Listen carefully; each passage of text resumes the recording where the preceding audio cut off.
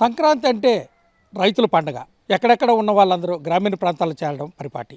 ఈ నేపథ్యంలోని ఈ పెద్ద పండుగని సంక్రాంతి ఏ విధంగా జరుపుకుంటున్నారు, రైతుల తాలూకా మనోభావం ఏంటి అన్న అంశాన్ని ఒకసారి ఆ గ్రామీణ ప్రాంతంలోకి వెళ్ళి ఆ రైతులు ఆ భోగి, సంక్రాంతి, అలాగే కనుమ, ముక్కనుమ ఏ విధంగా చేసుకుంటున్నారు, అదేవిధంగా పశువులకి ఎక్కువగా ప్రిఫరెన్స్ ఇచ్చే రైతులు ఈసారి ఆ పశువులకి ఏ విధంగా దానాలు పెడుతున్నారు, ఆ పశువుల పండుగ ఏ విధంగా చేస్తున్నారు అన్న అంశాన్ని ఒకసారి గ్రామీణ ప్రాంతానికి వెళ్ళి తెలుసుకునే ప్రయత్నం చేద్దాం.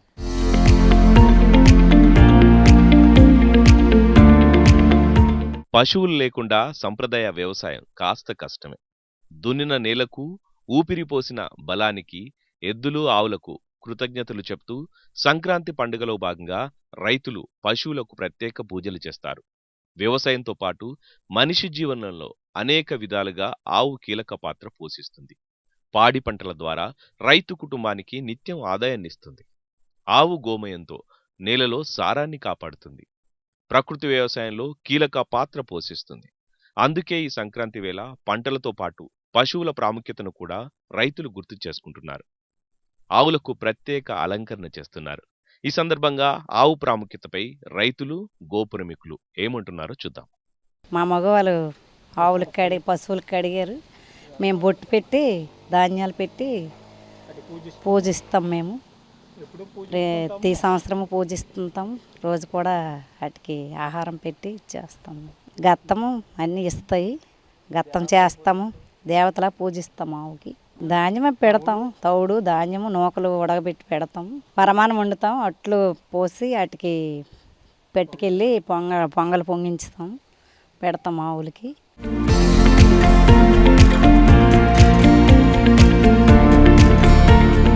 మేము ఒక రైతు కుటుంబం నుంచి వచ్చాను. మాకు మా చిన్నప్పుడు చాలా చూసేటప్పటికి చాలా ఎక్కువగా ఆవులు ఉండేవి. రాను రాను ఊర్లో కూడా అప్పుడు చూసేటప్పుడు చాలా అంటే ఒక పర్సన్ అనేవి, ఇద్దరు పర్సన్లు అనేవి, ఇద్దరు మనుషులు వాటికే ఆ ఆవులు మేపడం ఇవన్నీ చేస్తూ వాటిపైన జీవనం గడుపుతూ వాటికి వచ్చే ఆ గత్తాల ద్వారా అవన్నీ కూడా ఒక హడావిడిగా ఉండేవి. అది వాటి నుంచి సంపద కూడా బాగానే ఉండేది. రాను రాను ఎందుకు తగ్గిపోయాయో తెలియదు. ఆవులు బాగా తగ్గిపోయాయి. కానీ అది ఎందువల్ల తగ్గాయి అనేది ఎవరికీ తెలియట్లేదు. ఇప్పుడు మళ్ళీ నరేంద్ర మోదీ గారు కూడా, పిఎం గారు కూడా ఈ ఆవులు అనేవి పెంచండి, ప్రకృతి వ్యవసాయం చేయండి, ఈ ఆవులు పేడతోటి వచ్చే గత్తాన్నే మనకి పంటలకు ఉపయోగించండి, వాటి గోమూత్రంతో మనం స్ప్రేలు చేసుకున్నా సరే, ఏదైనా సరే మనకి చీడపీడలు రాకుండా కాస్తున్నాయి.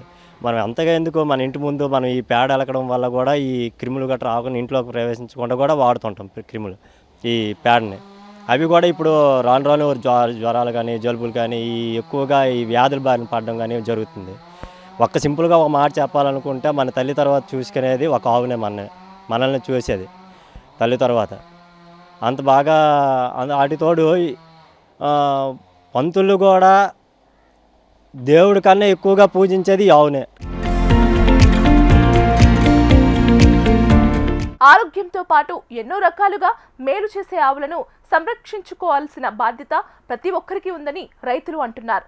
తమ ఇంట్లో పశువులను కుటుంబ సభ్యులుగా భావిస్తూ ప్రతి సంక్రాంతికి పండుగను వాటితో కలిసి జరుపుకుంటున్నామని, వీటికి ప్రత్యేక అలంకరణ చేస్తామని రైతులు చెబుతున్నారు.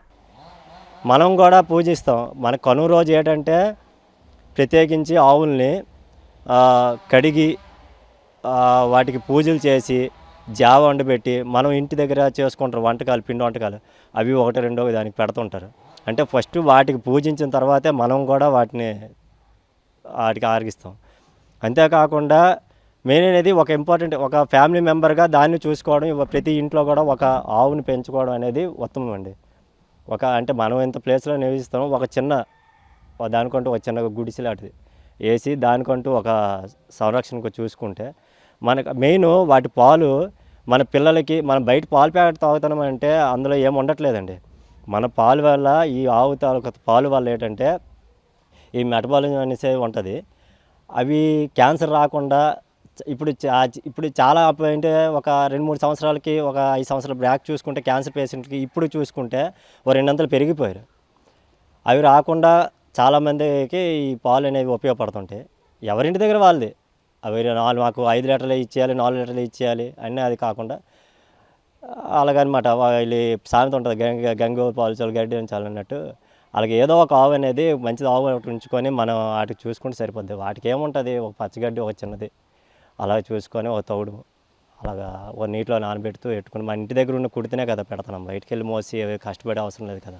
వరిగడ్డి కూడా ఇప్పుడు చాలామంది అగ్గి ఎట్టేస్తున్నారు, బర్న్ చేస్తున్నారు, అగ్గి ఇలాగా రాజేసి అది కాల్చి పడేస్తున్నారు. అలా కాకుండా మనం ఎక్కడికి వచ్చి పెట్టట్లేదు, మనకి ఎక్కడికి బయటికి వెళ్ళినా సినిమాకి వెళ్ళినా ఒక 1000 రూపాయలు అంతకు వచ్చి పెడతాను. ఆ 1000 రూపాయలు పెడితే మీకు ట్రాక్టర్ లోడ్ అనేది వచ్చేస్తుంది. దానికి మహా అయితే ఒక 500, 1500తో ఒక లోడ్ వచ్చేస్తుంది. మీకు సంవత్సరం అంతా కూడా ఒక ఆవుకు సరిపోద్ది ఒక లోడు. దాన్ని ఎందుకు అలాగా వేస్ట్ చేస్తారో తెలియదు. సో అది కొంచెం ఆలోచించి బయటికి వెళ్ళి పాలు ప్యాకెట్టుకొని అంత అంటే ఆరోగ్యం మీద తెచ్చుకునే కంటే ఇంటి దగ్గర మన స్వచ్ఛందంగా మనం మంచి చిక్కనైన పాలు ఉండి మంచి పిల్లలు ఆరోగ్యంగా చూసుకున్నట్టు, పిల్లలకే కాకుండా మన ఇంటికి కూడా పనికి వస్తాయి. పెరుగు ప్యాకెట్ కూడా బయట కొంటారు, అందులో ఏముంటాయో తెలియదు. ఆ పాలే ఉంచుకొని అవే తోడేసుకొని అవే పెరుగు చేసుకుంటే అవే చిలుకుంటే మనకి నెయ్యి వస్తుంది కదా. ఈ సంవత్సరం నుంచి కొంచెం మారి కొంచెం ఒక చిన్నపాటి ఆవైనా కొంచెం మీకు ప్రతి ఇంటి దగ్గర కూడా ఉంచుతారనేసి కోరుకుంటున్నానండి.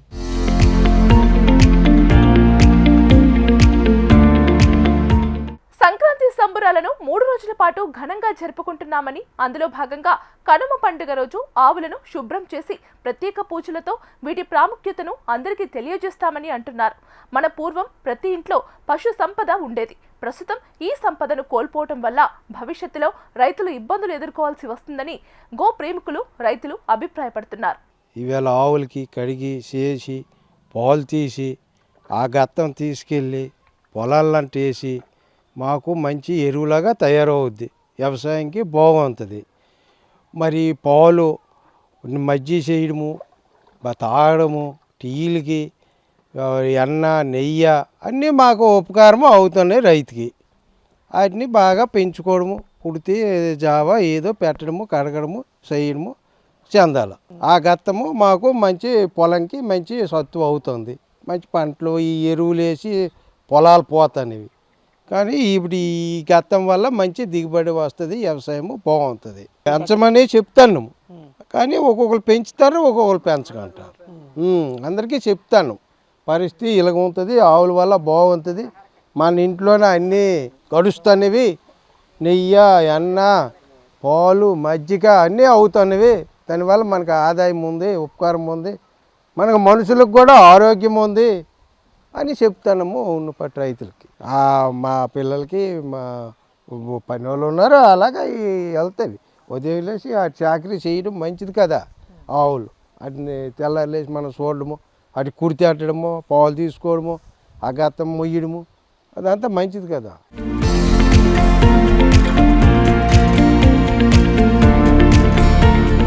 పశువుల్ని మేము ఎలా చూస్తామంటే ఉదయాన్నే లేచి పశువులను చూసి అది లక్ష్మీదేవిలా చూస్తాము. అలాగే సంక్రాంతికి ఈ 3 రోజులు వాటికి బాగా స్నానం చేసి కడిగి చేసి బొట్లు గట్ట పెట్టి లక్ష్మీదేవిలా చూస్తాము. అలాగే గృహప్రవేశం అయ్యేటప్పుడు దాన్ని ఇంట్లోకి తీసుకెళ్ళడం చేయడం చేస్తాము. అలాగే పశువుల తాలూకా ఆ పేడని అదే గత్తాన్ని చేసి పొలానికి వేస్తాము. అలాగే దాని యూరిన్ని తీసి మేము ఉదయాన్నే తల మీద వేసుకొని లక్ష్మీదేవిలా చూస్తాము. అలాగే దాన్ని కూడా ఇప్పుడు పొలానికి యూజ్ చేస్తున్నాము. మందులుగా అది ఊరబెట్టి ఒక 10 రోజులు అదే ఇచ్చేస్తాము. అలాగే పాలు మాకు మజ్జిగ అనేది మాకు చిన్నప్పటి నుంచి మా తాత తండ్రుల నుంచి అందరికీ మాకు ఉన్నది. ఇది మాకు 10-20 ఆవులు అందరికీ పెంచుతాము. దాని గురించి అని వ్యవసాయం గురించి మేము గత్తము, తర్వాత పాలు, మజ్జిగ, వెన్న, నెయ్యి ఇవన్నీ దాని మీద మేము చేస్తున్నాము. మాకు అన్నిటికీ ఉపయోగపడతాయి. అలాగే కనుమ సందర్భంగా ఆ రోజు అంటే 3 రోజులు దానికి పరమాణము అదే దానికి జావలా అంటే పరమాణం వండేసి పెడతాము. దానికి పండగ అంటాము. దానికి కనుమ రోజు దానికి బొట్లు పెట్టి ఇచ్చేసి మనం ఎలాగ సంక్రాంతికి ఇచ్చేస్తామో పశువులకు కూడా అలాగ చేస్తాము. మళ్ళీ పాత రోజులు రావాలి. ప్రతి ఇంట పశు సంపద అభివృద్ధి చెందాలని యువ రైతులు అంటున్నారు. గోశాల నిర్వహణ, ఆవుల పెంపకంలో తాను వృత్తిగా చేపట్టి జీవనోపాధి పొందుతున్నానని రైతు అంటున్నారు.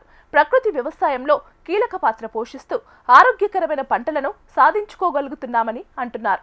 నేను చదువుకున్నాను, కానీ వ్యవసాయం మీద మక్కువతో నేను వ్యవసాయంలోకి ఒక 4 ఎకరాలు పండిస్తున్నాను. ఇలా మేము ఎక్కువగా ఆవుల్ని సాగుతామండి. ఆవుల మీద మక్కువతో ఒక 15 ఆవుల వరకు మేము పెంచుతున్నాము. దాని ద్వారా పాల ద్వారా కానీ చాలా లబ్ధి పొందుతున్నాం మేము. మాకు ఎరువులు కూడా ఈ ఆవు గత్తంతో గట్ట ఎక్కువ చేస్తామండి. దీనివల్ల మేము చాలా లాభపడుతున్నాము. మాకు రైతే రాజు అంటారు కదా, ఆ రాజుకి వెన్నుముక్క ఈ ఆవులండి. మాకు చాలా విధాలుగా ఉపయోగపడుతుంది. ఇప్పుడు మా తల్లిదండ్రులు వీళ్ళందరూ ఎక్కువగా ఆవుల్ని సాకేవారు, కానీ రీసెంట్ కాలంలో ఆవుల్ని సాకడం తగ్గించారు. నేను కూడా ఆవుల్ని సాకమని చెప్తాను, ఎక్కువ ఎడ్యుకేట్ చేస్తానండి మన నాన్నల్ని కానీ ఇక్కడ ఉన్న వాళ్ళని కానీ. మా ఊర్లో ఒక 100 వరకు రైతులు ఆవుల్ని సాకుతారండి. దీనివల్ల మనకి ఎక్కువగా లబ్ధి పొందుతున్నాం మేము. ఎక్కువగా జీవామృతం కానీ, నెయ్యి, వెన్న, దీనివల్ల ఎక్కువ మనం లాభపడుతున్నాం. 15 ఆవులు ఉన్నాయి కాబట్టి మనకి ఎలా లేదన్నా మనం ఒక జాబ్ చేసినట్టే ఒక డబ్బులు కూడా అలాగే వస్తున్నాయి. ఎంత చదువుకున్నా ఈ వ్యవసాయం మీద మక్కువతో నేను జాబ్ కూడా మానేసి ఇలా ఆవుల్ని పెంచుకోవడం స్టార్ట్ చేశాను అనమాట.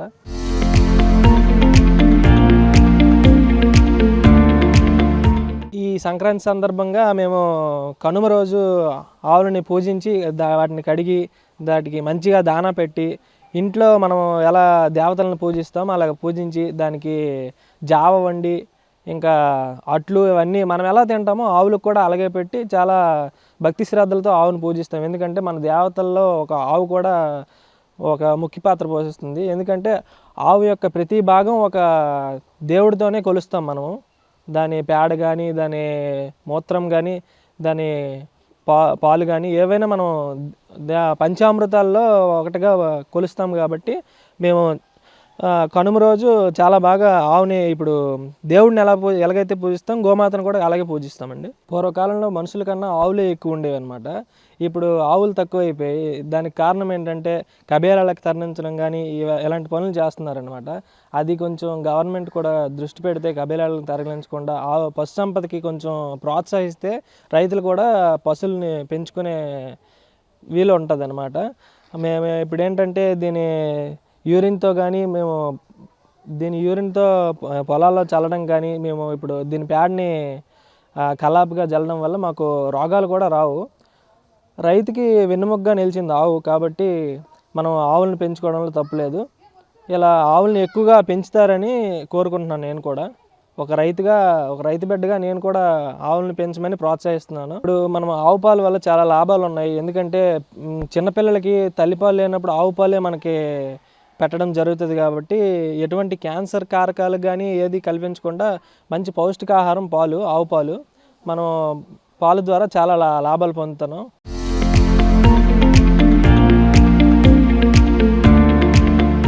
ప్రజల్లో అవగాహన కల్పించడానికి మేము స్వచ్ఛమైన ఆవు పేడతో పిడకలు తయారు చేసి దాన్ని భారీ ఎత్తుగా ర్యాలీ చేసి మా చుట్టుపక్కల గ్రామాల్లో పిల్లలతో ర్యాలీ చేయించి దాంతో భోగి మంటను వేస్తున్నాము. దీని ద్వారా మా గ్రామాల్లో ప్రజల్లో చైతన్యం కల్పించడం కోసం ఈ కార్యక్రమాన్ని కొనసాగిస్తున్నాం.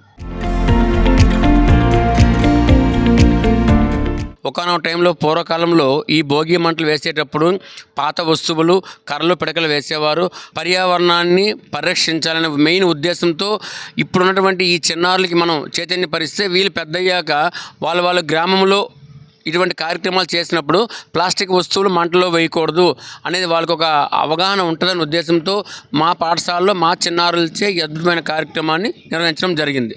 చూశారు కదా, రోజు రోజుకి తగ్గిపోతున్నదని మాత్రం ప్రభుత్వ గణాంకాలు చెబుతున్నాయి. కానీ రైతులు మాత్రం ఈ మధ్యకాలంలోని ఈ పశు సంపదను పెంచండి, ఆ యాంత్రీకరణ కాదు, యాంత్రీకరణతో పాటు పశువులను పెంచడం వల్ల ఎటువంటి ఉపయోగాలు ఉంటాయని వాళ్ళు తెలిపారు. ఇప్పటికైనా ఈ కథనాన్ని చూసైనా సరే రాబోయే రోజుల్లోని ఈ పశు సంపదను పెంచుతూ ఈ యాంత్రీకరణతో పాటు ఈ పాత పద్ధతులను కూడా అలవాటు చేసుకుంటారని కోరుకుంటూ కెమెరామెన్ గోపితో వరప్రసాద్, HMTV, శ్రీకాకుళం జిల్లా.